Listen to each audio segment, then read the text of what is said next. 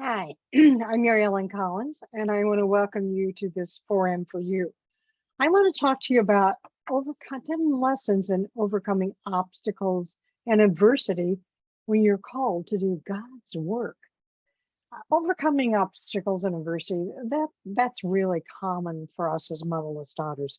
We know how difficult it is to face the societal traditions and the establishments as we work through our loss and grief.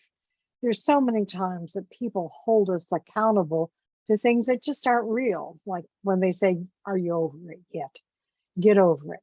But I want to talk to you about what happens when you really are called to do God's work and the obstacles and adversity you face there.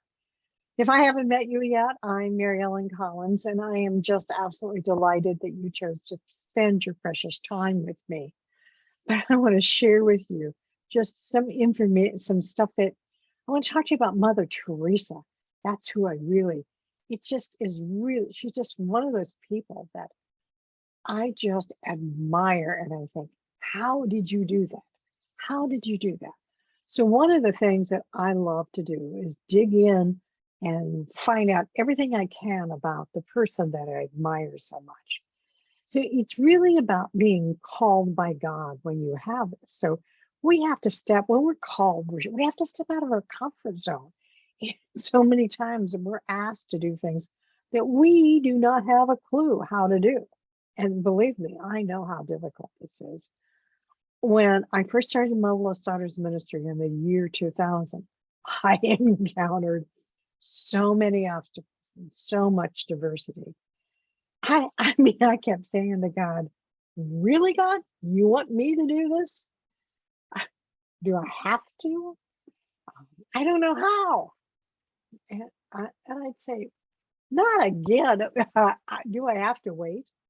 But that brings me to Mother Teresa, because I know that when she was called on her quest to care for the unclean in the slums of India, I can you imagine being called to do that? What would you say? Really, God? You want me to do what? Well, Mother Teresa, a little bit of background about her. She's the recipient of a Peace Prize. And she's considered one of the greatest humanitarians of our modern time. Her selfless commitment changed hearts, lives, and inspired millions throughout the world. And I'm one of those in that millions. But what I found most interesting is when I dug into her and really started looking at her biography, and the thing I came across a book, and also there's a movie called The Letters, and it's told from a personal perspective of a priest who was a Vatican priest who was charged with the task of investigating acts and events following her death. Um, what it really reveals is that really she wrote all these personal letters about the last 40 years of her life, and she revealed how troubled she was and how vulnerable she was and how she grew to feel isolated and abandoned by God. So when this priest goes in and he begins to recount her life's work, she had political oppression, but she had religious zeal and an unbreakable spirit. And she was really called to mentor the poor. But the letters that she wrote are all about overcoming adversity and obstacles that she faced. Even when it is clear, when God is calling you to do something, it's just not easy.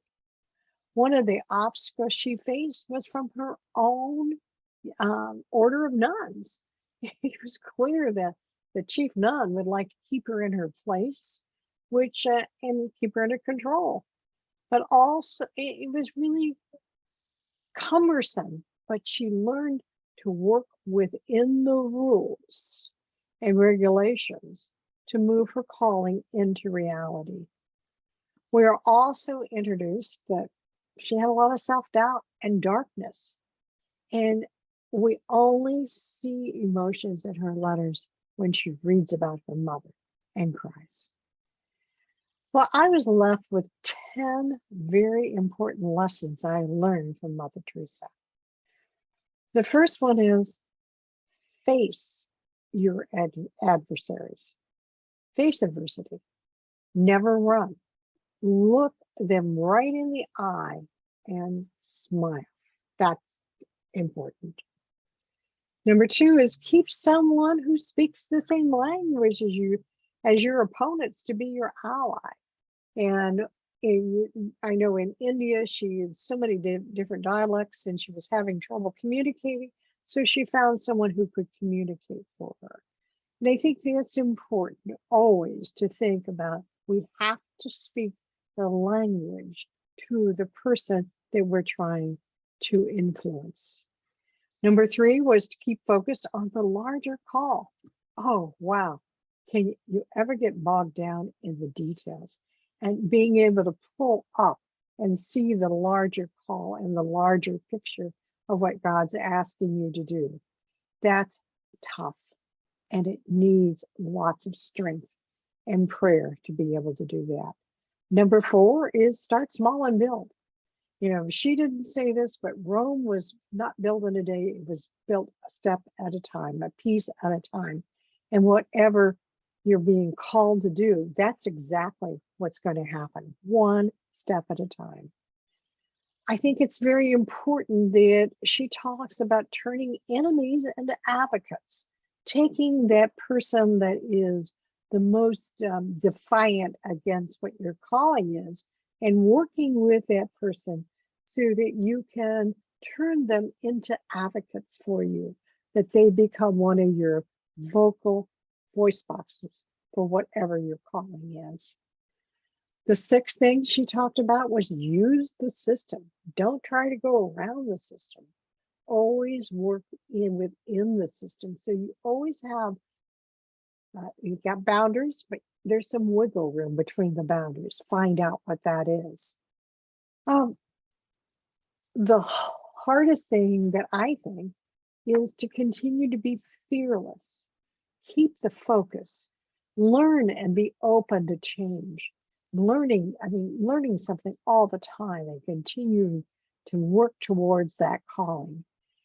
Give God the glory. It's not about me. Pride cannot exist when you are being called to do God's work. Can you relate to any of the things I've said? What has God called you to do? And what obstacles do you face in your day-to-day walk with God? Know that I will be praying for you, and you have to know that when you're called by the Eternal Father to do his work, he's always going to hold you close in love and protection. Trust him. Have a wonderful week, and we will see you next Monday.